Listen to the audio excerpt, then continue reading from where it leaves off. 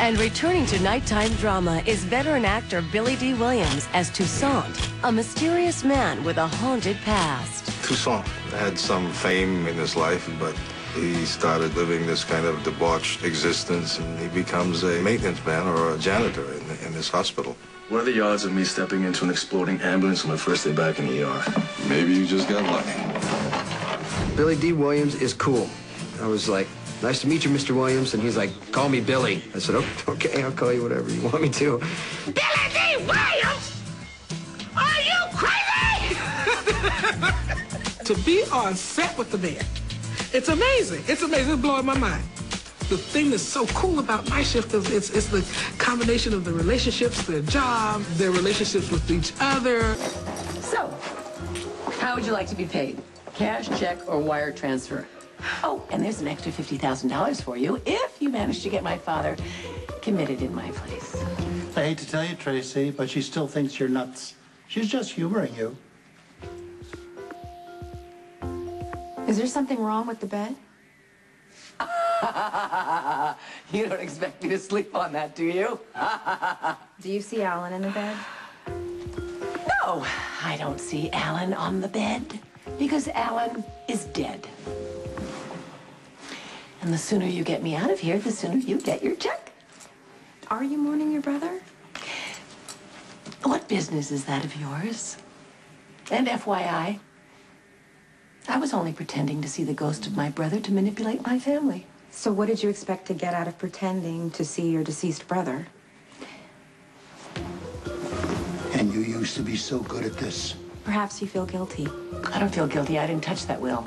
I mean, you felt guilty because Alan left you such a generous inheritance. I love this. With that in mind, how would you like to be paid? Why don't you rest a while and I'll be back and we'll talk later. So, Tracy, why don't you just relax, because you're going to be here for a while. This is just a setback, Alan, that's all. You can haunt me until you're blue in the face. Never mind. You never got me when you were alive, Alan. And you ain't gonna get me now. We'll see about that. I'm here to see Jason Morgan, please. He's not taking any meetings at the moment. I've visited him before. Yes, I saw your name on the visitor's log. And I have to wonder, what does a television producer want with Jason Morgan? Maybe I'm planning an expose on how he was railroaded. See, but he wasn't. See, we had evidence and a long history of mob activity, not the sort of thing that everyday heroes would be interested in. So what's going on with Jason that could benefit you? You know, I feel terrible about Jake, and I want to help. Well, I appreciate anything you can do, but the police, they came to question me, but I thought maybe if you and I, we would sit down and talk things through, and I would be able to. That's what I'm doing right now. I'm writing everything down to see what I'm missing. Do you remember what happened after you showed up? Spinelli, I know, was holding Jake and Sam. Elizabeth, you never really get over losing a child. You know, you try and just put it into the back, and you try not to think about it, but you always grieve. Always. I know. I remember having this dream. I would have it all the time about rocking my little girl to sleep, and she was so beautiful. Oh, it seemed so real. I would look in her eyes, and I would see her eyes, and she would grab my finger. Now that was a good dream. That was a good dream. Those were good days. I'm really sorry about your little girl, but my son is not dead. At least you have Cameron. Elizabeth, you have Cameron. You have Lucky. You have Lucky. You can have another baby. You can have a baby. You know, maybe that would make it easier to forget about Jake. I just don't know. Get out. Get out. I am trying to help you. You're Do you see? drunk. I'm here. Get out of my house. You lost a child. I lost child. We're the same now, aren't we?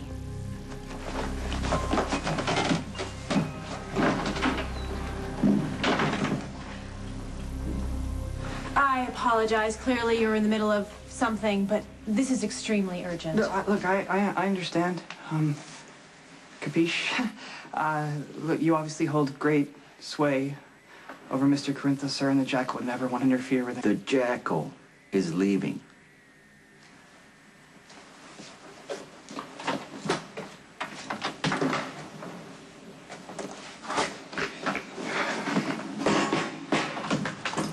Hey, any new leads on Jake?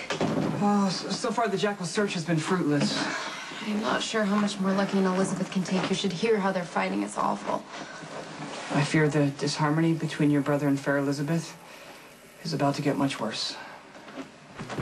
What I am about to say will no doubt sound trivial to you, but I cannot overemphasize its importance to me. It is life and death, at least in terms of my career. What are you talking about? I cannot, under any circumstances, be romantically linked to you.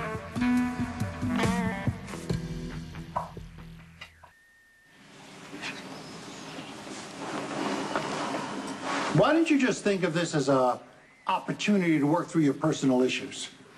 Why don't you think of this as an opportunity to leave me alone? Why don't you just admit that you forged my will and you'll be rid of me forever? Let me think about that. No. Huh. On the other hand, you'd still have to face the fallout from you helping Luke kidnap Laura. Now that was really nuts. Okay, Alan. If you ever loved me at all, if you ever had any compassion as a doctor, a man, a brother, couldn't you just go away? Mom, hey. You all right? Do I look all right? You know, Grandfather had no right to do this to you. Call my lawyers. I did. He got a court order and Dr. Winters signed off on it, and then he made a huge donation to Shady Brook. But look, I'm gonna get you out of here. Really? You mean that? Yeah, I'll do anything. How about blackmail your grandfather?